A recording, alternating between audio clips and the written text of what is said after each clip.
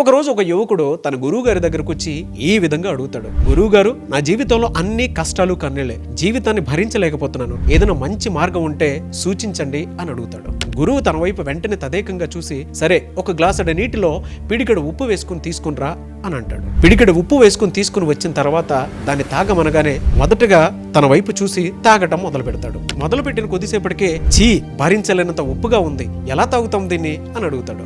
వెంటనే గురువు అదే పిడికెడు ఉప్పును తీసుకుని ఊరి బయట చెరువు దగ్గరికి తీసుకునిరా అని అంటాడు. అక్కడికి వెళ్ళగానే సరే ఆ పిడికెడు ఉప్పుని ఈ చెరువులో వేయి అనగానే చెరువులో వేసేస్తాడు. వేసేసిన తర్వాత ఇప్పుడు ఈ నీటిని తాగు అనగానే గురువు చెప్పిన వెంటనే శిష్యుడు ఆ నీటిని గడగడా తాగటం మొదలు పెడతాడు. ఎక్కడా ఆపడు. తన దాహం తీరేంత వరకు తాగుతూనే ఉంటాడు. కొద్దిసేపటి తర్వాత దాహం తీరగానే ఆ నీటిని తాగటం ఆపేస్తాడు శిష్యుడు. ఇప్పుడు చెప్పు, ఆ నీరు బాగున్నాయా ఈ నీరు బాగున్నాయా అని గురువు గారు అడగగానే శిష్యుడు ఈ విధంగా బదులిస్తాడు. అది చాలా ఉప్పగా ఉంది, ఈ నీరు మాత్రం చాలా తీయగా ఉంది అని అంటాడు. వెంటనే గురువు ఆ నీటికి ఈ నీటికి ఉన్నటువంటి తేడా ఏంటి, ఒకే పిడికెడు ఉప్పు కదా అని అడిగితే శిష్యుడు ఈ విధంగా బదులిస్తాడు.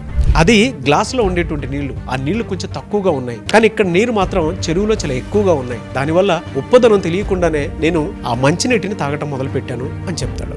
అప్పుడు గురువు శిష్యుడికి ఈ విధంగా చెప్తాడు, చూడు నాయనా, జీవితంలో సమస్యలు అనేటువంటివి పిడికెడు ఉప్పు లాంటిది.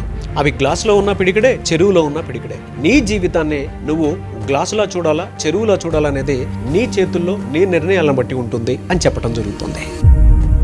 ఎంటైర్ ఇన్సిడెంట్ మనకేం సూచిస్తోంది అని అంటే, మన జీవితంలో కష్టాలు ఎప్పటికీ తగ్గవు, కానీ మనం చూసేటువంటి దృక్పథం ఎప్పటికప్పుడు మారుతూ ఉంటుంది. అందుకే మన ఆలోచనలు, మన మనస్సు, మన బుద్ధి, మన సహనం చెరువులాగా విస్తారంగా ఉంటే కష్టాలు ఎప్పటికీ కూడా మనకు పెద్దవిగా కనిపించకుండా ఉంటాయి. కాబట్టి మనస్సుని చిన్న గ్లాసులో బంధించకూడదు. విశాలతతో జీవితాన్ని చూసేటువంటి వారు ఎప్పటికప్పుడు ఆ తీయదనాన్ని ఆనందంగా అనుభవిస్తూ ఉంటారు. అలాంటి తీయదనంతో కూడుకున్నటువంటి జీవితాన్ని కనుక మీరు అనుభవించాలి, మీరు కూడా కుబేరులు అవ్వాలి అనుకునేటువంటి వాళ్ళు ఎవరైతే ఉంటారో, ఫుడ్ మనీ సైకాలజీ పేరు మీద 6 days నేను క్లాస్ కండక్ట్ చేయబోతున్నాను. సెప్టెంబర్ ఎండ్ నుంచి మొదలవబోతుంది కుబేరా బ్యాచ్ 3. మీరు ఎవరైనా ఎన్రోల్ చేసుకోవాలి అనుకునేటువంటి వాళ్ళు వెంటనే స్క్రీన్ మీద కనిపిస్తున్నటువంటి నంబర్కి కాల్ ఆర్ మెసేజ్ వాట్సాప్ చేసి ఎన్రోల్ చేసుకోండి.